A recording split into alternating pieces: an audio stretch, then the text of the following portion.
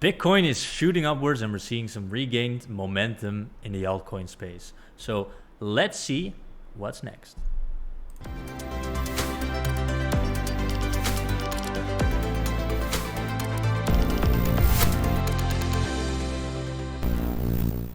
Hello there everyone, I hope you're having a beautiful day, and let's dive right into the charts today because we have a very interesting video today. So we spoke earlier about a potential continuation. This was on the Dutch channel, but right now we're on the international channel. So what we wanted to emphasize here is that we have a weekly resistance right here and that we have a weekly supply area right here. Now, what is a supply area?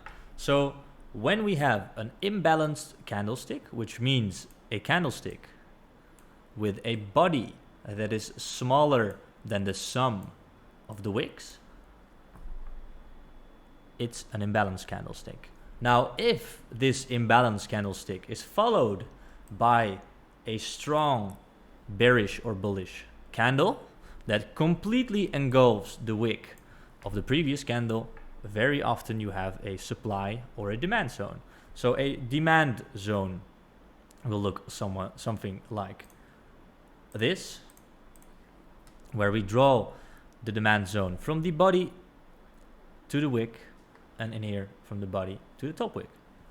So this will be your demand zone, this will be your supply zone, and usually we see on all time frames that we move from demand to supply or supply to demand, and we just basically are zigzagging on the charts. So these are the places where the liquidity is, and this is naturally where the market will want to flow. So if we mark the bottom line of this beautiful supply zone right here, we will have our next target for the upcoming few days.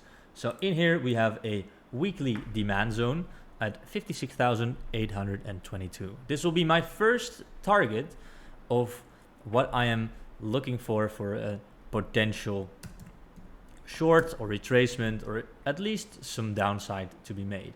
So if we were to draw in the daily supply zone, it would look a little bit like this from here to here.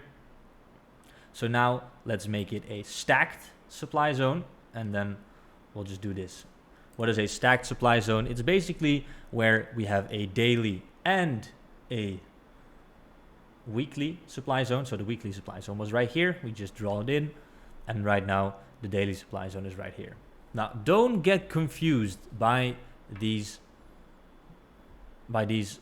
terms. Just don't get confused by them because they can be confusing from time to time. All you need to know is that there's a lot of liquidity in that specific area. So now we will check if there is a area on the 4 hour as well. Let's see if it overlaps. All I can see is right here we have an area which does not overlap. So this will just be a 4 hour supply area inside a weekly supply area. So now we have two areas that can be of interest, and we can predict, for example, that this high right here on 57,000, let's mark it with a different color. Let's make this one purple. So 58,000 exactly is a 4 hour high. Now we know that quite often you will see a high being taken out, and then we see a rejection. Just like quite often we see a low being taken out just right here, and then we see a rejection. So if we were to reject in this daily supply inside a weekly supply, and we do not reject at the bottom of this area, we can already say that a scenario that we can look forward to happening is that we take out this high on 58,000, we move towards this 4 hour supply inside a weekly supply area. Stay with me, guys. And then you have a high probability setup to the downside. So a lot of different things already explained in this episode. Please just take it step by step. Don't get confused. And yeah, just focus on the levels that are given at this moment. So I will mark them up on the chart. So basically we have the bottom of the supply area right here, 56,822. Now we have the second level that we will be looking at right here, which is a setup that we want to see just like this, taking out the highs on 58,000 and then rejecting strongly, for example, moving towards this newly created demand zone. So that's the second area I'll be looking at on Bitcoin, is this demand zone that we just created. So let's mark this one yellow again because it's a demand zone. And then we have a area of potential continuation. So now, if we approach the market, we will always trade level to level, right? You want to create a bullish scenario for yourself and you want to create a bearish scenario for yourself. So it would be foolish not to prepare for a bearish scenario, just as it would be foolish not to prepare for a bullish scenario. Now, my job here is to translate those difficult topics and to make them simple and easy for you. So this is what we did right now: 58,000, 56,822 and 53,938. Now, what can you expect on those areas? They're areas of stronger support or resistance because there are a lot of confluence points at this specific area. So yeah, that's actually my outlook for Bitcoin. I'm looking at those 3 price points and those 2 or 3 scenarios. And now let's take a look at the Bitcoin dominance chart. So we can see already that Bitcoin right now is having a continuation right here. We have some trapped longs perhaps at the bottom here, and we'll be squeezing just like we did here, just like we explained in a previous video. If you have not seen the video about the Bitcoin squeeze, please do look at our channel because it's a gem of a video. I will link to the video in the description right here. So now what we can do is we can see that Bitcoin is continuing, and then we can make the assumption that now altcoin dominance is falling, which it is right now, minus 0.63%. And after Bitcoin makes its continuation upwards, we can expect money to flow back from Bitcoin into the altcoins, and then we will see a rise in the altcoin market. At least that's if we're following the money flow cycle model that we all know so well.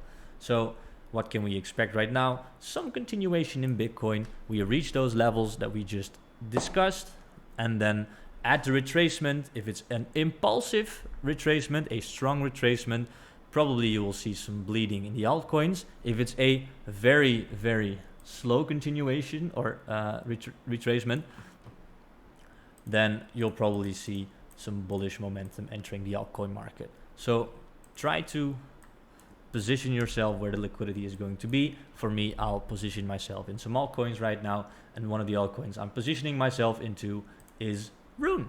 Rune, a project with fantastic fundamentals, and we are breaking out of this area right here. As you can see, we're breaking this trend line. We are creating some volume explosions. Look, what I want to see when I see a breakout is I want to see basically the trend of lowering volume that we had right here. I want to see it broken. Now, what happened right here? We broke this trend line. We increased the volume, and that gives me the idea that we're making a nice W pattern right here, or a triple bottom pattern. Basically, we're breaking this structure and going up for continuation. So I am definitely looking at Rune, and I have my bags filled for a blast to the upside if we see that long awaited sideways consolidation on Bitcoin, so that we have some more momentum on the altcoins. All right, I hope you learned a lot today again. If you learned a lot today again, please leave a thumbs up, subscribe, share this video to other people so they can also have this valuable knowledge, and I will see you all in the next one.